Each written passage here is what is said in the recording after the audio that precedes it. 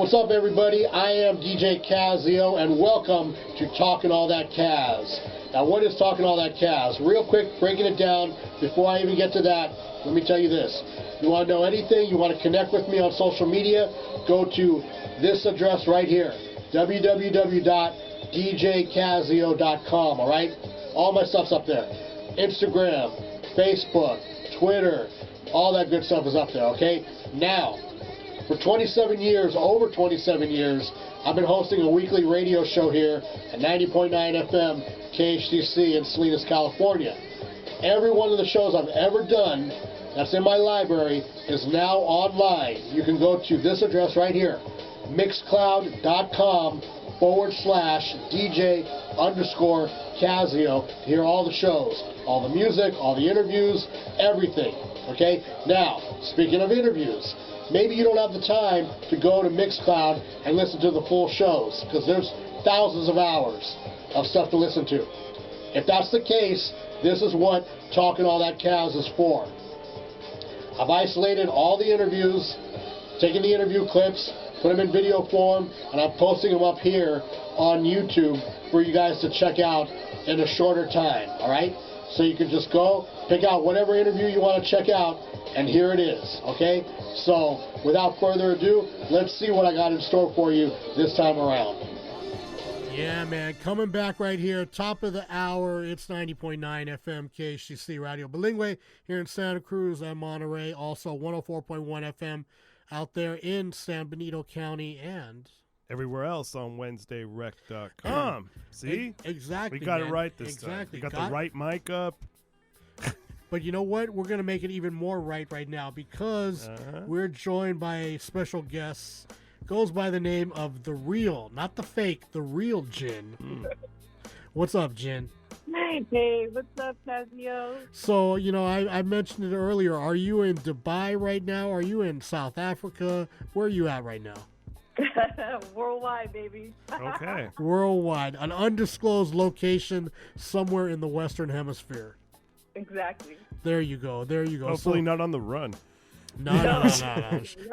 She don't do things like that. She don't do things like that. At least if she does, she doesn't tell me about it. Well, hey, that's probably for the best. Because I'd be like, when do we go? Let's go. Yeah. Okay.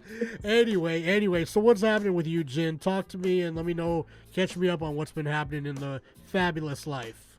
Okay, thank you so much. Well, first of all, Kazzeo, thank you so much for having me on your show. Big ups to you and everyone that's listening. And also shout out to Nasty Nez for introducing me to you. So I really appreciate that. Absolutely. Hey, you know what? I got something here that might make you feel a little bit more comfortable, more at home. All right? You want to know what that is? Yeah. Did you hear that? The broken glass. Oh boy. Go ahead, because I mean we both have an interesting story on that, so I figure why don't we start with that? You can tell your side of that story, and then I'll tell mine. Oh my gosh! So peace to all the listeners who are tuned in. Once again, thank you for having me on. So a few weeks ago, we were in Las Vegas. I was on vacation, and so was Kazzeo. So we met up at the Bellagio, and we had some drinks. And I'm a social drinker, and when I do drink, I drink some Hennessy. And one of the guys that was there, he wanted to also have a Hennessy drink, a Hennessy with pineapple, so that's what I was drinking. Well, pause there, because he saw you drinking, and he said, "Hey, what is that?" And you told him, he said, "Ooh, that sounds good. Let me try that." That's right. It was kind of like that when Harry met Sally, like, "I'll have what she's having," type thing. Yeah, I guess he was keeping game, and he was like, "Oh, well, okay, yeah, I have one of those." And he had a drink, and I checked in with him to see if he liked it, and he said that he did. It was kind of strong, and I even walked over to him and gave him the salut, and I walked back to sit and have a conversation with Kazzeo, and the next thing you know, he broke the glass. Jen and I are sitting there. We're like in conversation, talking about how you market records and the importance of radio and all this stuff. We're having like a business type conversation, and all of a sudden we hear, and we turn around and there's glass everywhere. it's like Melly Mel was rapping. He's like broken glass everywhere. Right. Right. So we're looking around, and this guy and his friend's like, he just couldn't handle it, and so his friend like got him out of there real quick, like didn't want him to get more embarrassed. Yeah. And so then for like the next 10 minutes between Jin and I and the hotel custodial person, we're picking up glass off the floor. It was just such a wild.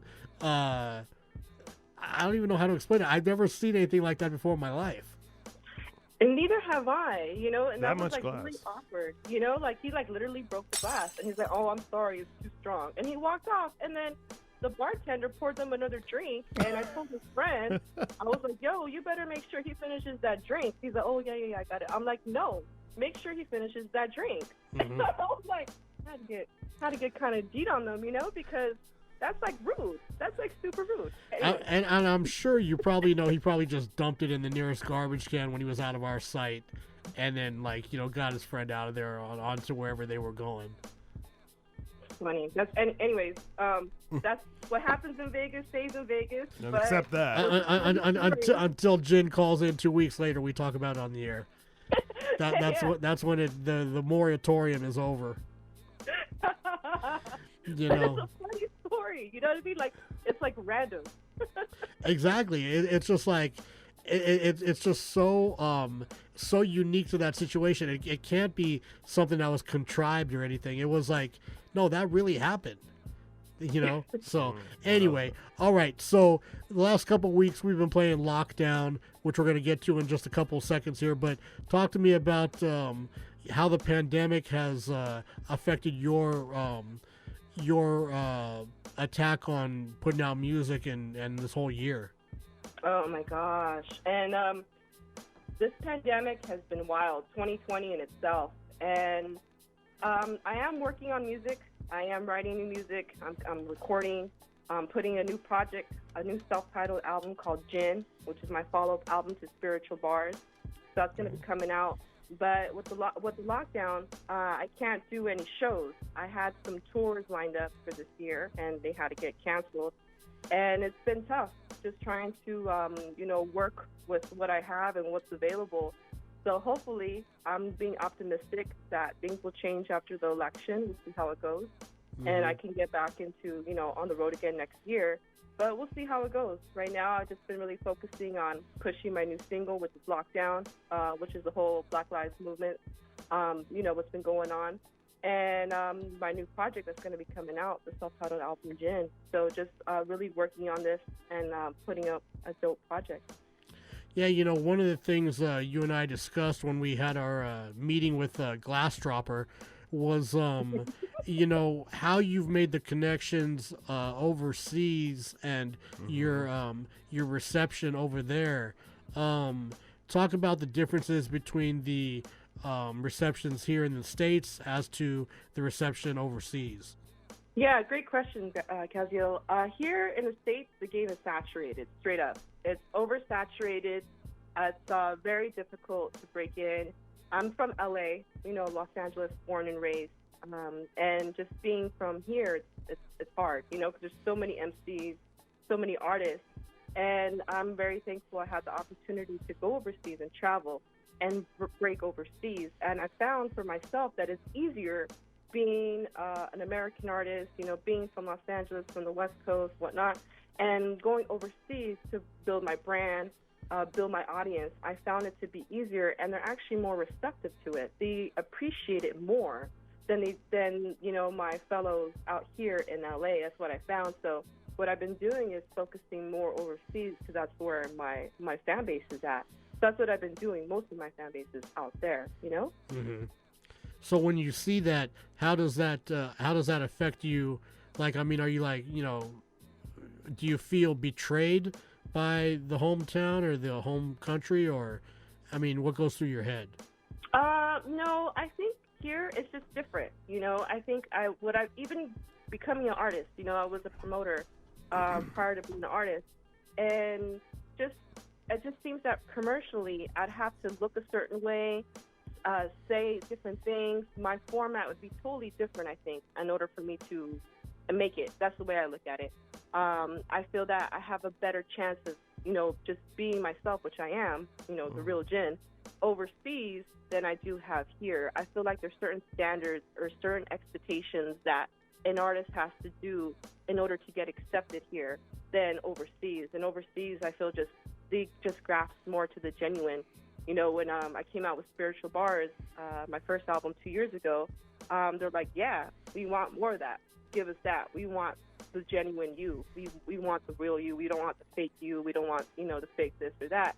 We just want what you have. And I was like, well, thanks, and that's something that I had to really overcome for myself and to break out as an artist, because it was challenging. One of the things I want to do is music, but I was just like, man, like, am I going to get accepted?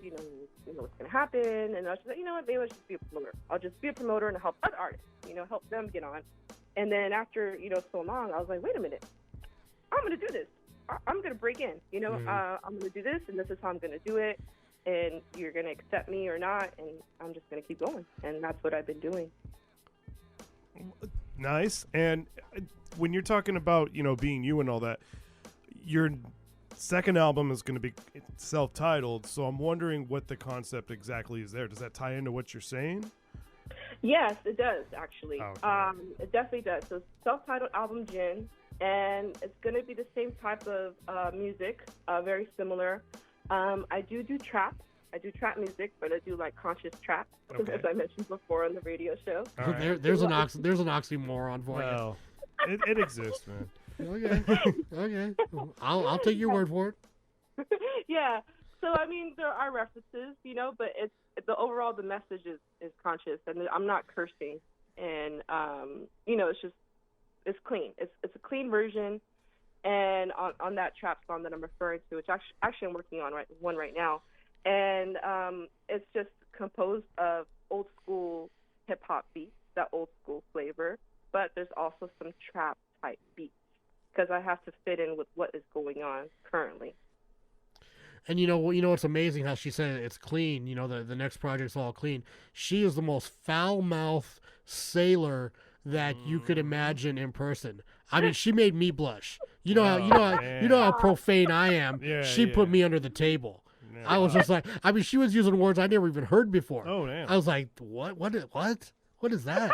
She was teaching me. So, but then, what happens in Vegas stays in Vegas. That's so right. Anyway, Boy. Jen, before we get to lockdown, give out all your social media contacts. Yeah, thanks so much. So my Instagram is BeFreeJen, just the way that it sounds. That's the social media that I use the most. Facebook is The Real Jen. YouTube is The Real Jen. And my Bandcamp is therealjen.bandcamp.com. You could check out my music, buy my album, as well as buy my merch. And I would really appreciate this because this is an independent hustle. I'm not signed to a label. All this is coming out of me and the support that you give to me. And did you mention a YouTube channel too? Yes, YouTube channel, The Real Jen. And can I give some shout-outs? Yeah, go ahead. Mm-hmm. Okay, I want to give a shout-out to DJ Kazzeo. Thank you so much. Nice. And I want to give a shout-out to everyone that's listening overseas. And shout-out to my family. Shout-out to my mom, my brother, sister, and all those that support me. So I really appreciate everyone who's tuned in. And I also want to give a shout-out to Asia Mulder, who listens to the show. He gave a comment on my YouTube channel on lockdown, so I appreciate that. And I'm watching. I'm watching everyone just as everyone is watching me, and I really support those who give off that good energy. So thank you. That should be a title of another song. You watch me, I watch you. Exactly. You should write a song about, interacting with fans. Thank you. See? Thank you. See, and that's free. I didn't even charge you for that little consultation right there. I actually have that line similar to the trap song I'm working on right now. So yeah, there you go. Watching me. Yep. There you go. All right, you know what? Let's jump into lockdown and hold on the line. I'm going to talk to you off the air. But again, great having you on, and thanks again, Jen. Thank you so much for having me.